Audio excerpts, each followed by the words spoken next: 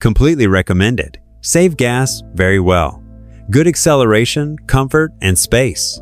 I don't like CVT transmissions, but this one works better than Toyota.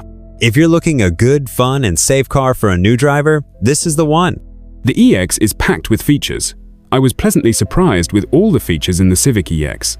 Heated seated, lane assistance, turning headlight, and of course all your typical technology stuff, Apple CarPlay, touch screen, etc.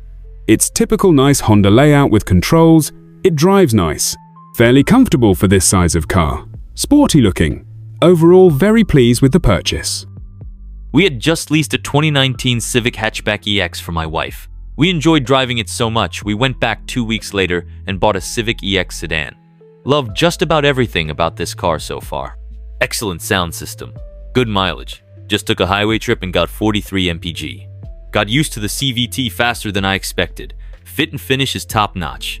This is a can't go wrong car. I am stunned at how much Honda jammed into this compact car. It doesn't ride, feel, handle, or sound like a small car. There is plenty of room in the seats, and I am a big fella. The cargo area is enormous. The technology has improved to such an extent that this vehicle feels and rides like a mid-size car. Simply amazed. Go Honda.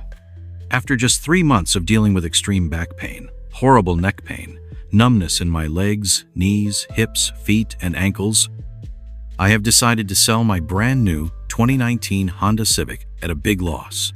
The angle of the base seat cannot be adjusted, which means for most people, your knees will be higher than your hips. This will cause you to hunch or slump naturally, and causes pinched nerves in your lower back and herniated discs. The bottom seat bolsters are short and extremely stiff. If you raise the seat, it doesn't raise linearly on the manual seat version. It pushes you forward, further reducing thigh support. The headrests are actually a head restraint system that was made to keep your head forced forward and down, which is excellent when involved in a collision, but will actively give you text neck and is actively causing me unrelenting agony anytime I am in the car. And with an hour-long commute, I am in the car a lot. I wish I had done more research on it instead of purchasing, because Hondas have a reputation for being reliable. Please do not buy this car if you have any sort of commute.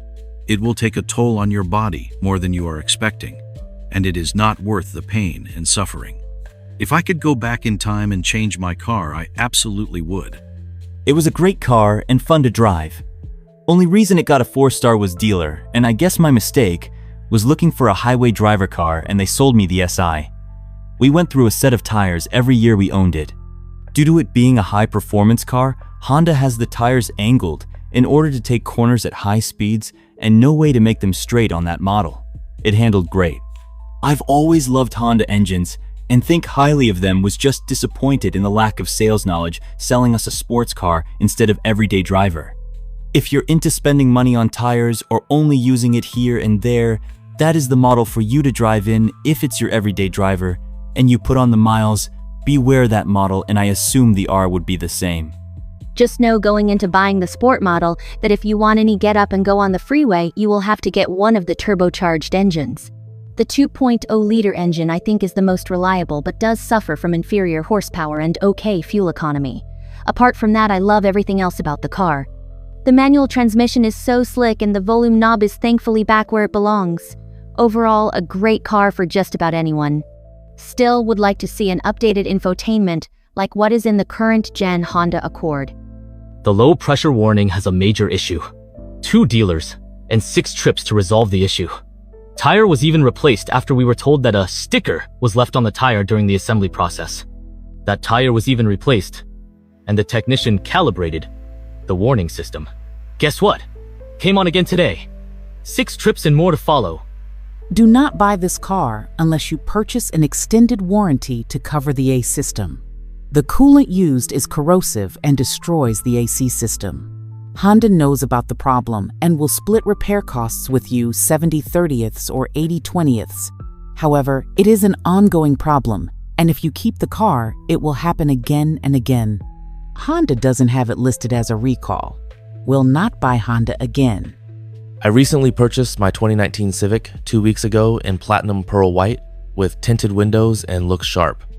I drove it home 550 miles on the interstate at 70 to 75 miles per hour and held steady at 37.5 minus 37.8 mpg. Really wanted that 40 mpg, but didn't get it even turning on and off eco mode. The safety lane assist is really cool and adds safety. The car feels great. It's a Honda, so what more do I need to say? I only want to add I stood at the dealer struggling between the Accord and this model for 3 hours. Damn you, Honda. I just really didn't need to spend the extra money or really need the extra room, but also decided I didn't need the navigation or rain sensing wipers on the Civic EXL Sport, since I just used my phone paired to the screen for that. Hope this helps anyone wanting a real average person's review. Update: as of the 28th of September 2019, car has been fine since last review, other than damn rock chips and front paint which you can't avoid. Well, I am at 9k miles and the car still drives great. Only gets a steady 35 mpg.